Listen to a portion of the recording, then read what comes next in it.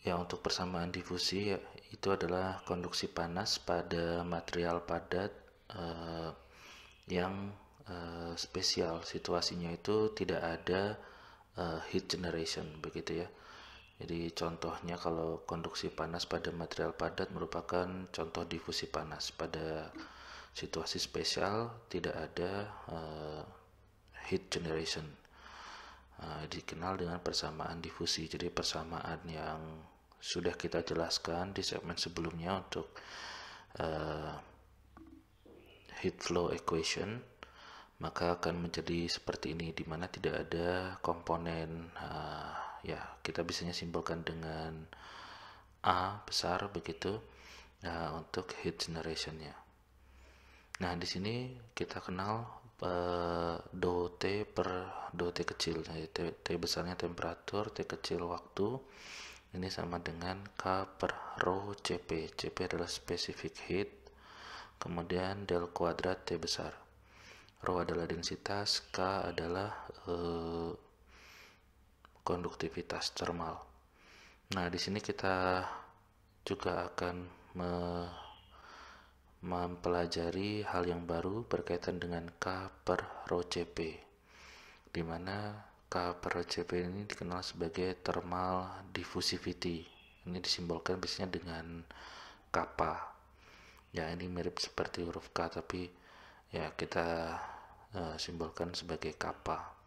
Jadi kalau ini sebagai kappa, maka sederhananya kita bisa menuliskan dou T besar per dou T kecil sama dengan kappa dikali dou kuadrat T besar per dou Z kuadrat untuk satu dimensi. Ini kalau untuk tiga dimensi bentuk umumnya seperti ini. Kappa sendiri ini memiliki karakteristik thermal diffusivity, atau kappa ini memiliki karakteristik waktu dan jarak begitu ya. Ya, karakteristiknya kalau misalnya kita perhatikan di sini kita melihat ada komponen atau karakteristik waktu dan juga karakteristik jarak. Ya, kurang lebih sederhananya kalau kita coba tunjukkan hubungannya, di mana tau sama dengan L kuadrat per kappa, di mana tau adalah karakteristik waktu, memberikan indikasi dari jumlah waktu yang diperlukan untuk suatu perubahan temperatur merambat pada suatu jarak L pada suatu medium yang memiliki thermal diffusivity kappa. Jadi kita estimasikan karakteristik waktu dan kurang lebih jarak yang dipengaruhi oleh panas secara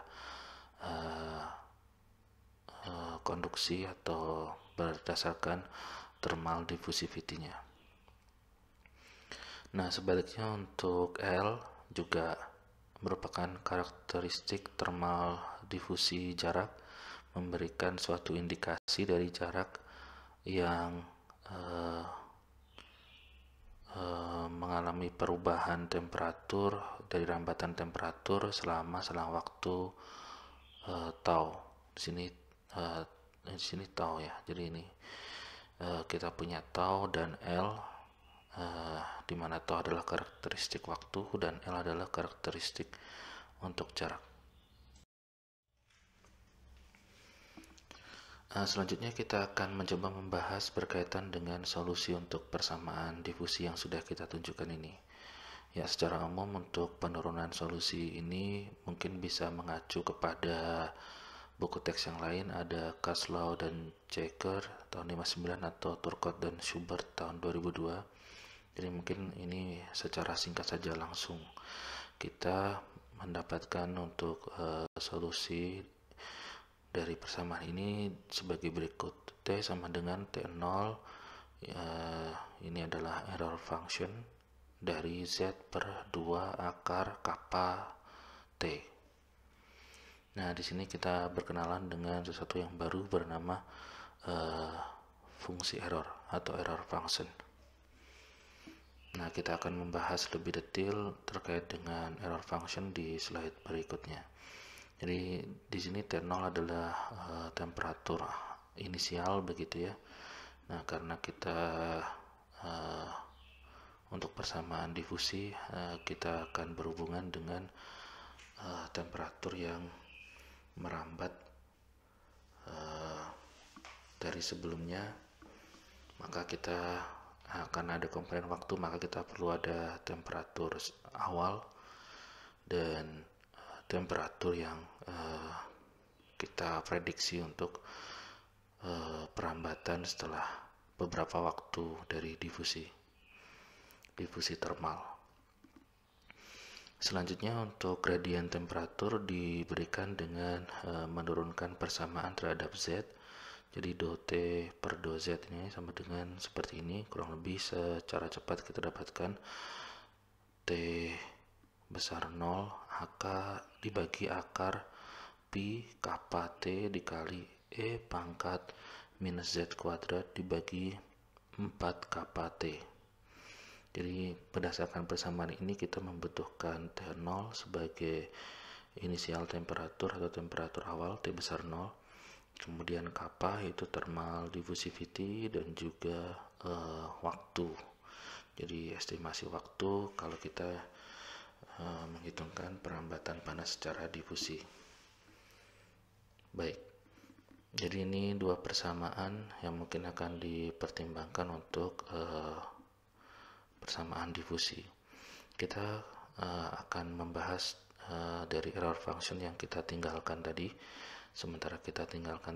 Jadi kurang lebih kalau kita berkenalan dengan fungsi error didefinisikan sebagai bentuk seperti ini. Error function dari X sama dengan 2 per akar pi dikali integral 0 sampai X dari E pangkat minus Y kuadrat dy. Jadi kurang lebih kalau secara grafik persamaan error function itu ditunjukkan seperti ini. Nah, sedangkan untuk satu minus error functionnya atau kebalikannya adalah seperti ini. Tapi kita mungkin fokus di error function saja yang seperti ini. Nah, pendekatan numerik dari error function itu ada cukup banyak, mungkin kita ambil salah satu saja. Contohnya seperti ini, error function didekati dengan 1 minus 1 per, ini ada persamaan polinomial. Nah, di sini juga dijelaskan beberapa penjelasan terkait error dan juga konstanta dari polinomial kita. Dan kita memperoleh pendekatan nilai untuk error function ini. Contohnya misalkan untuk X sama dengan 0, X sama dengan 0,02, X sama dengan 0,04 sampai X sama dengan 1, dari 0 sampai 1 ya. Dan kurvanya ini kita bisa dapatkan nilai secara tabel dari pendekatan ini kurang lebih sebagai berikut. Jadi berkisar antara 0 sampai 1, sedangkan 1 minus error function atau kita kenal dengan kurva ini merupakan kebalikan, karena maksimumnya adalah 1 dan minimumnya adalah 0, maka kita bisa mendapatkan nilai 1 pada saat X sama dengan 0 dan semakin menurun seperti ini. Sedangkan untuk error function dia pertamanya adalah 0 pada saat X sama dengan 0 dan kemudian meningkat sampai mendekati angka atau nilai 1. Jadi ini mungkin secara asimptotik begitu ya. Nah, nilai-nilai ini bisa kita gunakan pada persamaan tadi, nilai-nilai dalam tabel ini, pendekatan sederhana ini untuk menghitung solusi dari persamaan difusi kita. Nah, berkaitan dengan difusi yang merupakan bagian dari konduksi atau aliran panas konduksi, skala waktunya adalah cukup panjang. Jadi kalau kita perhatikan struktur geologi seperti pegunungan muda atau ya biasanya tidak dalam keseimbangan termal atau thermal equilibrium, karena konduktivitas termal batuan tersebut sangat rendah begitu harganya dan membutuhkan waktu jutaan tahun untuk mencapai equilibrium atau keseimbangannya. Ya, sebagai ilustrasi kita bisa menunjukkan dari gradien atau dari geoterm sederhana yang sudah kita buat sebelumnya. Ilustrasinya misalkan proses yang sangat lama itu diilustrasikan misalkan kita memperhatikan suatu batuan pada kedalaman 20 km. Jadi kalau pada kondisi kurva A ini 20 km ini kira-kira pada temperatur 567. Nah, mungkin setelah 20 juta tahun ya, jadi ada panas dari bawah meningkat sehingga konduksinya juga memberikan temperatur yang tinggi pada kedalaman batuan di 20 km bisa mencapai 580 derajat, itu sekali lagi pada 20 juta tahun berikutnya. Nah, setelah 100 juta tahun mungkin akan mencapai 700-an derajat Celcius, dan ini dekat kepada nilai kurva D ini. Jadi kurang lebih akan menuju ke keseimbangan baru setelah 100 juta tahun. Jadi ilustrasinya seperti itu kalau misalkan kita melihat time scale atau skala waktu dari aliran panas konduksi. Ya, contoh secara geologi yang lainnya misalkan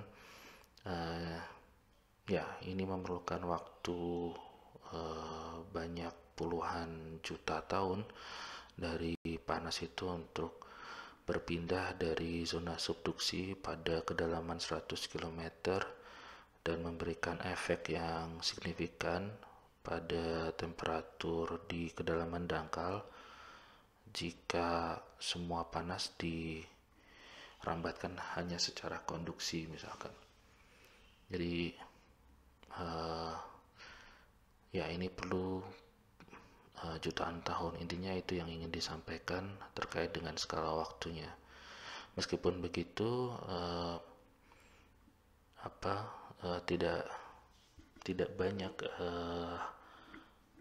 hal-hal yang diperhitungkan sebelumnya itu dengan kondisi ideal ya, meskipun kita tahu bahwa kondisi subduction itu sangat kompleks, jadi ada banyak hal yang perlu dipertimbangkan.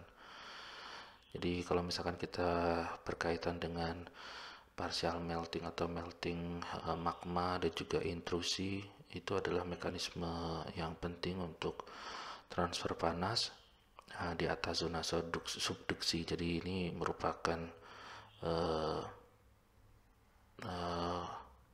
hal yang sangat penting dan perlu dievaluasi dengan kondisi yang lebih realistis, tentu saja dengan estimasi atau formulasi matematis yang lebih kompleks. Selanjutnya kalau misalkan kita mencoba berlatih untuk perhitungan estimasi waktu dengan persamaan difusi, kita bisa gunakan beberapa data. Misalkan ada publikasi dari Whittington dan kawan-kawan di Nature tahun 2009, ada kisaran harga ini, kita bisa mengestimasi berapa juta tahun pengaruh temperatur begitu. Nah, dengan data ini misalkan pada kedalaman 100 km ya, ini kurang lebih kita bisa hitung persamaan sederhana ini. Demikian juga sebaliknya kalau pertanyaannya dibalik estimasi untuk jangkauan jarak atau karakteristik jarak yang kita perhitungkan, ini juga bisa. Jadi ini contohnya kalau kita mencoba menggunakan persamaan ini.